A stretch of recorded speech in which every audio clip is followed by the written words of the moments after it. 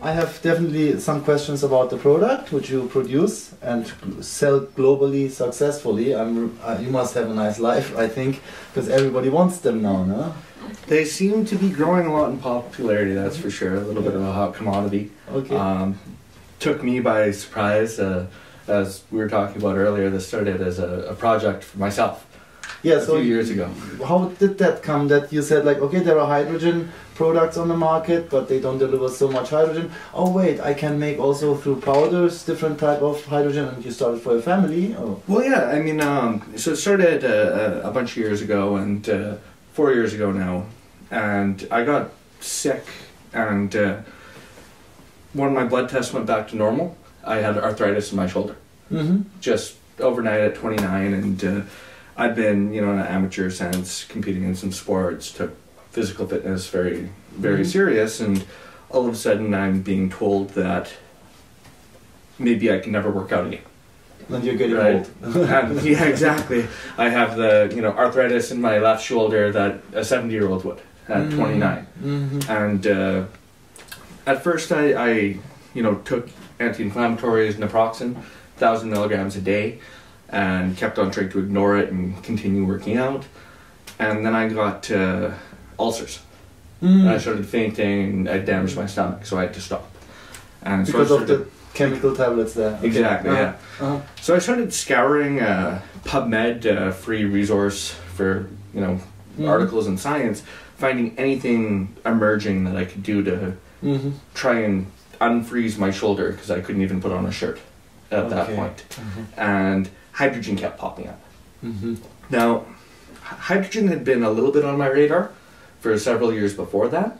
I had read the article in Nature Med about it being a selective free radical scavenger, and that was interesting, but in my mid-20s I didn't care that much about free radical damage, and anti-aging was a long way away in my mind. So, and there was no way to get it when I read the article, so it didn't matter. Well, I found hydrogen water when my shoulder was frozen, but fortunately the device I spent $4,500 on buying didn't make any hydrogen. It was a Kangen. Yes. But still, it makes when it comes pours out milky. It doesn't dissolve. Maybe you drank it fresh, no? I was actually filling up 4-liter jugs and taking them around with me. So only the alkaline thing. Yeah, but I mean, Vancouver's tap water has such little dissolved minerals anyways that they make such small amounts of hydrogen. When I realized that, the company's saying there's hydrogen in the water, how do I actually know? And I bought the reagent to test for it. I was having to triple the amount of water I put in the beaker to get one drop to dissolve. So at that point I thought to myself, well, hydrogen's not a dead end. I'm not getting it right now. So I started buying the full studies to learn how the scientists were making hydrogen. And magnesium kept popping up. Right? So I started kind of playing around, investigating the chemistry and sourcing some of the raw ingredients, which I found was almost impossible to get this done as a consumer. And I started playing around with it myself, and how am I going to make it for myself? At that point I had a bit of a sober realization that I'm conducting chemistry here. I need a expert backup to make sure I'm not going to kill myself, and that's when I found my founding partner, Dr. Holland. So he's a PhD medicinal chemist, works in the pharmaceutical industry. At first he told me that it sounded like the worst pseudoscience he'd ever heard in his life, and he wasn't at all interested in looking at what I'd done. I rebutted all of his assertions, which I'm finding pretty much every chemist, it's the first thing they say. But when I rebutted everything and then gave him a dozen or so of the better top peer-reviewed articles, he said, well, there might be something to this. Interesting. He read what I had worked on, tweaked it here and there, and I kept on sending him a study every couple of days.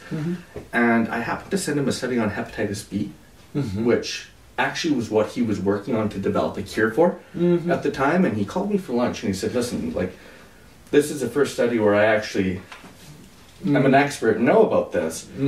You know, based on this stuff works. Are you looking to get it out there to consumers? And at that point, I was just making it. I was hitting... For your family. Yeah, for myself and my family and friends. Like, I was making 8-10 bottles a month. It took me an hour a bottle to make. I had a little single press that I had to hit a hammer with, mix the powder by hand. It was a lot of work. And I said, yeah, I mean, there's nothing out there. So we got the chemistry refined in about 3 weeks, and then we had to figure out how to manufacture. It took 1,000 changes in formula, and to about be able to 15 manufacture. failed scale-up attempts until we got our first production-ready tablet. Now, these tablets you have before you is another 1,500 iterative adjustments. 1,500? Yeah, and 2 more years of R&D to get to where we are with those tablets. In order to be more efficient and... to make more hydrogen, to keep more in the water, because what, you know, we discovered and what a lot of our pending patents revolve around is, and this is where the Kangen machines fail, it's not how much hydrogen you make, it's how much you keep in the water. That's what's important. You can make all the hydrogen in the world, but if it just goes straight up into the air, you don't get it.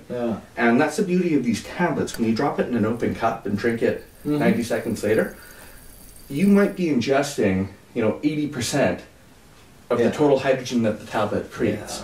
And that's a lot. It's a lot. I mean, the best competing technologies might get 20 or 30%. You know, we're getting 80 upwards of 90. So best competing technology would be what, for example, another brand with the silicium tablets, or what do you mean by that? No, I mean... a water ionizer or... There's, I mean, you've talked about some good ionizers that, you know, get a couple ppm of water.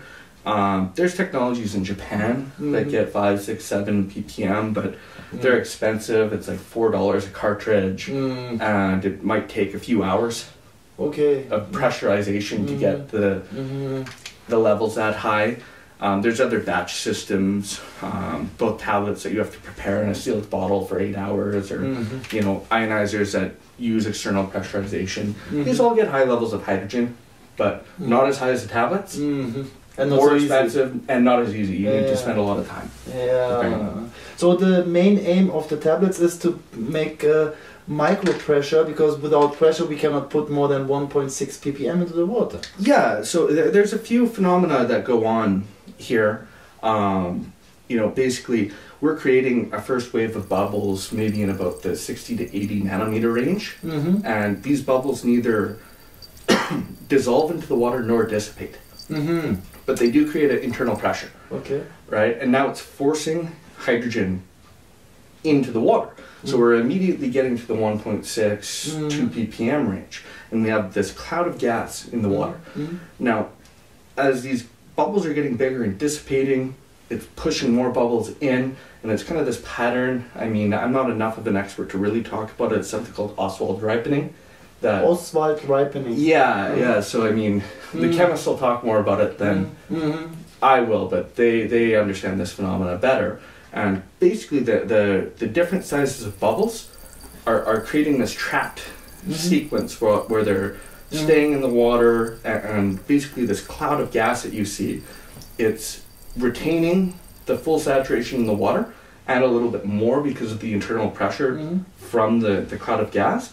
And it's actually stopping it, that it's not dissipating right away. Because usually the hydrogen gas would just leave. But what you're seeing in this water is that white cloud. And the gas is just staying there, transiently trapped in suspension. So we don't really, if you measure 10 parts per million, which is much way higher than 1.6 parts per million, which is at normal pressure possible, then we measure also the gas bubbles which are trapped inside, not the dissolved ones only. Yeah, so they're sort of, and the manufacturers of the H2 Blue that measure this, they refer to it as a quasi-dissolved hydrogen. You can see it. So what ends up happening is, say as you're titrating it, you know, as you're dropping the drops, it's being reduced by the hydrogen that's saturated, and then the quasi-dissolved is pushing hydrogen into saturation in this circular effect that until all the hydrogen in suspension and magnesium is gone and reacted away, it keeps pushing the hydrogen into the water as per Henry's law. So you might never have the 10 ppm in one moment, but you're going to consume it. And as you're measuring it, as taking away the hydrogen out of suspension, more is getting pushed in. It's like a flow water ionizer where you say, okay, I want hydrogen alkaline water with lower, and then it flows all the time. So your tablet's making also a similar thing. A steady you take hydrogen away, and it comes new hydrogen inside, which was in this cloud. You can say. So the say 10 ppm measurement in half a liter, it's not going to be 10 ppm in that instant of hydrogen, but you're going to be ingesting 5 milligrams from that 500 milliliters, because 1 liter 10 ppm would be 10 milligrams. From half a liter, you have 5 milligrams of hydrogen. So you're going to get the equivalent of 10 ppm drinking it, but it's this phenomena that keeps the cloud of gas semi-stable in suspension. So actually we are at no point higher than Henry's law would allow us, 1.6, let's say, ppm. I think what the chemists are saying, it goes a little bit higher than that because the cloud of gas creates an internal pressure. Okay. So you might be a little bit higher at any point. Let's say 1.7, 8 or 9. Or the 2.0, but then you consume it by measuring it, and you measure. Then new hydrogen is generated or put into this solution, and you consume it by measuring it, and then again this solution. This gas that's hanging out in solution with the water, whereas say like from the ionizer, what you're measuring, it's actually dissolved into the water. So we're fully dissolving what's allowed into the water, and then there's this heavy gas that just lingers, and as the dissolved stuff is titrated away or consumed in our body, the gas pushes in because the bubble sizes are so small, and they just go right. Because at all the glass is open, it cannot go more than 1.6 1 bar like normal pressure, as it's not closed. So that is the reason why we can measure so high values. And what happens then when we measure with our water ionizer or with the boosters where we all make pressure and we measure, let's say, 3 ppm, then it's actually dissolved in that thing, as we don't have this cloud and stuff. So if the water is clear, then that's dissolved. Okay. Right, and you can make very high levels of these. Clear. Actually, a cool way to prepare these in a bottle. I like using what are they? The Kruger, the glass swing top beer bottles, and I'll drop a tablet in, right, and I wait until the tablet's almost done dissolving, and then I close it and lock it into place, and I'll get 5, 6, 7 ppm in 15 minutes. Because you're allowing that cloud to form in the water, and then you're pressurizing it. Okay. So you can get a higher level of clear water doing that, but you're still going to ingest more actual hydrogen doing it in the open cup. But that was one of the cool things that we did to play around with the pressure and try and see what was going on, is we captured the cloud. In this new device, what you're developing? No, well, that's how we got the idea for the device that we're. So before you were capturing the hydrogen bubble above it and pressing it and trying to see what's happening then? Yeah, before we were just measuring pressure. We were, one cool trick that we did is we took a tablet in one bottle with the pressure gasket and we sealed it right away. And we let another tablet dissolve to turn the water white, and then we put the cap on with the pressure gauge. The one that we trapped the white water, even though it was one tablet in each, hit a higher pressure. Right? Because the hydrogen was already created in the bottle, and then we're just sealing it and pressurizing it. Whereas when you put it in the bottle, the tablet has to react. Now, it doesn't react. Le Chatelier's principle talks about how as a pressure, heat in a system rises, a reaction slows to a stop to try and hit the equilibrium. So that's why this tablet is so beautiful in an open cup, or actually letting it react and then sealing it. It works better than trying to start it in a sealed container because the reaction stops from too much pressure. Then you have still tablets left. Okay, then you told us about this new machine, mechanical machine, also electrical machine. So I don't see such an advantage when you then finally put this pressure back with it. Maybe you can explain that machine. Yeah. As you say, you can get like up to 10 ppm in a glass of 0.5. And there you get 12 or what? 12 or 13, yeah. So what's the big advantage then? So this one we're designing for people who maybe can't chug water. Right? A lot of people drink it very, very fast, right? So when you're getting, say, the 9, 10 ppm, the white water, it's going to quickly be trying to hit an equilibrium with 1 atmosphere of pressure. So say after 2-3 minutes, it's going to be at 1.8 ppm. That as soon as that white cloud is gone, it's down to all that 1 atmosphere allows. Well, this new machine we're developing, it allows the tablet to react under no pressure, and then you push the plunger down and lock it into place, wait 3-4 minutes, open the valve, and it's clear water, but it's been pressurized at, 130 psi or 9 bars, right? So you're going to get 12, 13 ppm of hydrogen water, and it's fully saturated. So it's going to be stable. You can sip on it over 10 minutes instead of having to chug it down. I mean, it's oversaturated. It's nearly 5 times saturated. Super saturated. Super saturated. And what are then the next aims in your developments? The tablets are now finished. You have different type of variations with taste and ingredients, and the machine will come out now. And then we have other I give you the samples of the other product that we're developing, and we're dealing with more. Everything we're dealing with is basically to try and fill in the gaps of what, say, a pharmaceutical company can't do. Because in every established country, I see a big opening in science-based supplements. Because pharmaceutical companies cannot target a lot of the reasons why we age. The regulations, it makes them, they have to basically treat a symptom of a disease. Yeah. Right? Not helping you getting older. Yeah, exactly. So, hydrogen really struck me as the most comprehensive age-preventing substance there is with all the peer-reviewed study. So we're developing more products to help with that. We're developing one to combat against advanced glycation and product cross-linking. Right? Against what?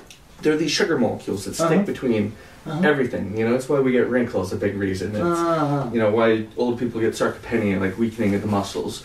So it leads to, Alzheimer's, high blood pressure, that's diabetes. The second product, what you are developing. What's the name? It's called Ageless Defense. Ageless Defense. It's against this type of hormones. Okay. What kind of ingredients are inside, and don't they exist already? Yeah, no, they do. So, basically, in making supplements, often the most expensive part is the manufacturing. So everything that we have in there is on the market, but they're not together. So we spent about 16 months researching the best natural ingredients that can help inhibit these age formations from happening, and we put them all in one formulation. Right? Okay. So instead of someone maybe having to spend $1,000 a month buying all of them separately because you have to pay the manufacturing and distribution on 13 different products. You pay $80 because it's all in. We love that. We will also ask you about the new product which we want demand from you. But the concentration of these tablets, do you need them 3 a day, or how much do you need the Ageless Defense tablet? It probably depends on the person, just like hydrogen, your lifestyle, a lot of things. I recommend 4. I'm the big guy, I take 8. Okay. And you feel a difference since you take them?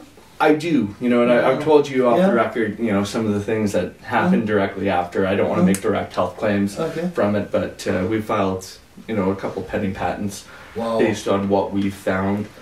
We did an internal study with, the staff and friends and family, and found some pretty consistent and remarkable results. Because it felt for me also very good. I felt like after, let's say, a party, longer party where I don't sleep until the next day or whatever, then I sleep like one night, and Yeah. then I feel like nothing has happened. And normally when you grow older, I'm 41 now, Yeah. I felt like my power is not like 10 years ago when, but that thing, it felt to me like, wow, something must be changed. Yeah, no, it's a powerful formulation. We're coming out with another one that's going to be a few months after that, Okay. that's designed to speed up the metabolism.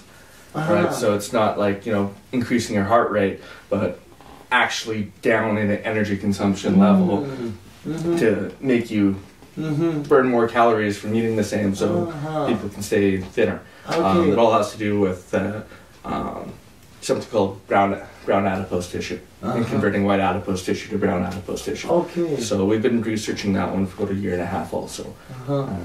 It's more functional nutrition, I would say. Yeah. It's not like only nutrition, mineral or whatever.